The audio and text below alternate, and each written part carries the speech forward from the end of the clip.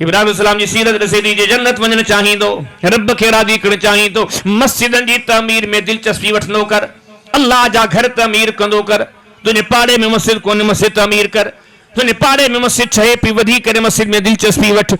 वॾियूं कोताहियूं था, हे वॾी सोसाइटी, वॾी कॉलोनी, हाई लेवल जा बंगला, ईअं जो ॾिसो तो ॿ चार चार छह मंज़िलूं, किरोड़नि जा बंगला, किरोड़नि जा फ्लैट, हे सभिनी जा ठहिया पिया, पर सॼे मुहल्ले वारा मिली हिकिड़ी मस्जिद ठाराए कोन था सघनि। शौक़ी कोन्हे, दिलचस्पी कोन्हे।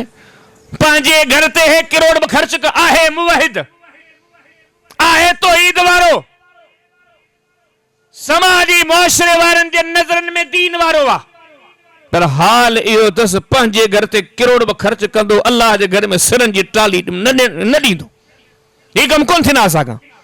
सॼो ॻोठ मुतफ़िक़ थींदो। हाणे मस्जिद लाइ दरख़्वास्त लिखो त कोइत वारा ठाराइनि, हाणे मस्जिद लाइ दरख़्वास्त लिखो सऊदी वारा ठाराइनि, कतर वारा ठाराइनि।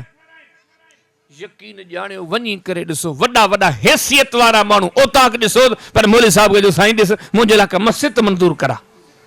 ही छा छूं ॻाल्हियूं ॾिसी, ही दीन आहे। इब्राहिम अलैहिस्सलाम वयरफ़ इब्राहिमुल क़वाइद मिनल बैति व इस्माईल रब्बना तक़ब्बल मिन्ना इन्नका अंतस समीउल अलीम। रब जे खलील जी ज़िंदगी ते गौर कयो। अल्लाह जे घर जे तमीर करण जो केॾो शौक़ आहे, केॾो ज़ौक़ आहे। रब जो नबी पंहिंजे पुटड़े सां गॾिजी करे अल्लाह जो घर पियो तमीर करे। हे दुनिया खे क़यामती पैगाम आहे। हे त अल्लाह वारनि जा कम, हे अथव इब्राहिम अलैहिस्सलाम जो गस, ही अथव इब्राहिम अलैहिस्सलाम जी वाट। अल्लाह जे घरनि जी तामीर में दिलचस्पी वठंदा कयो। इब्राहिम अलैहिस्सलाम जी सीरत ॾिसे थी, मस्जिदनि जूं सफ़ाइयूं सुथरायूं ख़िदमतूं, इन्हनि जो शौक़ पैदा कयो।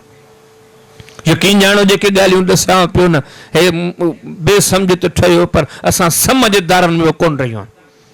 शहर जी मस्जिद में रहंदा हूंदो, ॻोठ में रहंदा हूंदो, हवा का थोड़ी तेज लगे, का झक लगे, को तूफान लगे, मस्जिद में जेको अचे किचरो गॾु थिए, सॼी मस्जिद जा 100 जमायती नज़र में हूंदा। हे मौज़िन खे ॾियो, छोकरा सॾत करे ही साहब ते ॿार तुरी जा।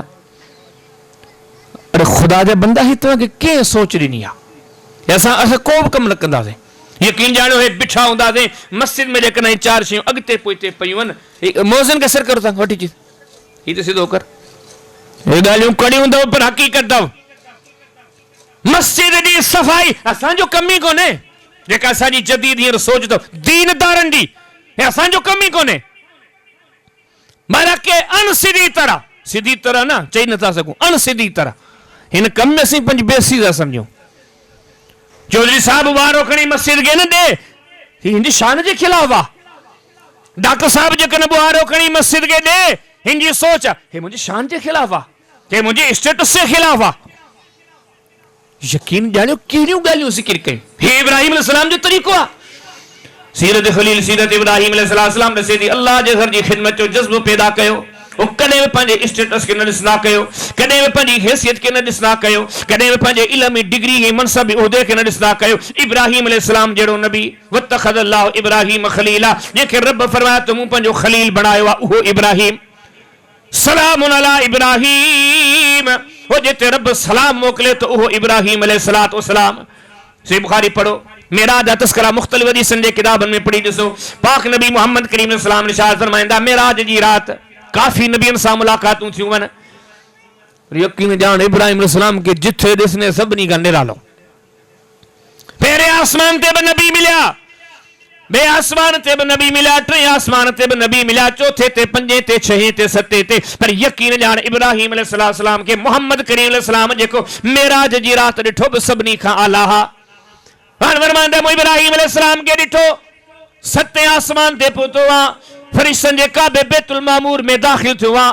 हो जॾहिं जो फ़रिश्तनि जे काबे बैतुल मामूर में दाख़िल थियो आहे, पाक नबी मोहम्मद करीम अलैहिस्सलाम इरशाद फरमाईंदा, ही जो नज़र खणी करे निहारिया, हिकिड़ो बुज़ुर्ग वेठो आहे फरिश्तनि जे काबे बैतुल मामूर में, टेक ॾेई करे न जी दीवार सां वेठो आहे। जिब्रील खां पुछा कि जिब्रील, हे जिब्रील, बुज़ुर्ग केरु आहे? जिब्रील इहो केरु आहे? जिब्रील तारीफ़ करायो, मोहम्मद करीम सल्लल्लाहु अलैहि वसल्लम ही फरिश्तनि जे काबे बैतुल मामूर में जेके तव्हां ॾिसो पिया, हे अल्लाह जो नबी इब्राहिम अलैहिस्सलातु वस्सलाम आहे। यकीन जान छातिन मानू जो शाना रब तो जेके फरमा इन्नी जाइलुक लिन्नास इमामा। ओ इब्राहिम असां तोखे खलकत जो इमाम था ठायूं, तोखे इंसानियत जो इमाम था ठायूं। इनकी सीरत हिकिड़ो अलग उनवान आहे, पर अल्लाह जो कुरान फरमाए बैतिया लिताइफीन वल काइमीन वरुकअ सुजूद। रसूल फरमाया तो इन्हनि अज़मतन वारो इब्राहिम आहे, पर ड्यूटी केड़ी अथसि अल्लाह जे घर जी सफ़ाई। आज साहब तोखे छा कजे, तोले केड़ो दीन समझो आहे, ॼमार गुज़री वई थी, तोखे कॾहिं मस्जिद जी सफ़ाई सुथराई में कोन ॾिठो अथई। भले करण त ठहियो, तूं हुनखे भलो ई कोन थो समझी। इब्राहिम अलैहिस्सलाम जी सीरत ॾसे थी, हैसियतन के न ॾिसना कयो, केॾी वॾी हैसियत अल्लाह जे घर जा पंहिंजो पाण खे ख़ादिम समझो। यकीन जानो हजार इख्तिलाफ हुजन, पर उन्हनि हुक्मराननि जी सोच के सलाम आहे, जिन पंहिंजे नाले संग लिखियो ख़ादिमुल हरमैन शरीफ़ैन। हकीकत भी यादव मुसलमान कुछ भी थी वने, पर अल्लाह जे घर जो ख़ादिम रहे, इन घर जे साम्हूं नौकर रहे। डॉक्टर साहब, जज साहब, वकील साहब, अलामा साहब, वो वडेरा, वो साहब, ये सब डिग्रियों पर ते रखे आ। जडे हिन घर में अचीन, हिन घर जे मालिक जो तू नौकर आ। हिनजी सफ़ाई, हिनजी सुथराई, हिनजी ख़िदमत ये तुझी जिम्मेदारी आ। शौक़ सां, ज़ौक़ सां, मुहब्बत सां। अरे ही तो सफ़ाई जेका इब्राहिम अलैहिस्सलाम जी ख़िदमत, हिन तो ॼमार लिखी दी छड़ी। ये कोने को किस्मती को बहारो जन, को किस्मती को किचरो ॼमार दी छड़ी। इब्राहिम अलैहिस्सलाम जी सीरत जो अॻियो नुक़्तो ॾसे थो, अल्लाह जे घरनि जी आबादी जा जज़्बा पैदा कयो। वॾो रुख थो थिएव, हक़ीक़त तव्हांखे जेकॾहिं ॿुधायां, हर वॾेरे जी सोच आहे ज़मीन मुंहिंजी आबाद थिए, कीअं कयां, सभु कोशिश कंदो। हर कारोबारी माण्हू जी सोच आहे दुकान खे अञा मचायां, खूब इनखे आबाद कयां। कहिड़ा कहिड़ा मिसाल आहे, सभिनी जेको जिथे आहे अॻिते वधण जी कोशिश में आहे। घणा समाज में सुजन जेके अल्लाह जे घरनि जी आबादी जी तड़प था रखनि। बचड़ा भी वठी वञा, दोस्त भी वठी वञा, पाण बि वञा, दुकान वारे खे बि चवां, पाड़े वारे खे, हलो अल्लाह जे घर खे हली रौनक बख़्शू, अल्लाह जो घर हली आबाद। घणा बचा आहिनि, ॻोल्हियो केतिरा माण्हू न माशरे में, पर जे इब्राहिम अलैहिस्सलाम जे पोयां हलण जो हुक्म आहे, जज़्बो तो ॾिसोसि न। वज़िल फिन्नास बिल हज यातूक रिजालन वाला कुल्लि दामिर यातीन मिन कुल्लि फज्जिन अमीक। रब जे हबीब, रब जे प्यारे नबी इब्राहिम अलैहिस्सलाम त दुनिया जे कुंड कुर्छ में वञी करे तबलीग कई आहे, हलो बैतुल्लाह हलो, हलो हली करे हज कयो। अल्लाह जे नबी एतिरी त कोशिश कई आहे जो यकीन ॼाण जॾहिं जो तामीर करे बस कयो तूं आबादी जा सवाल पियो रब जी रात खां करे।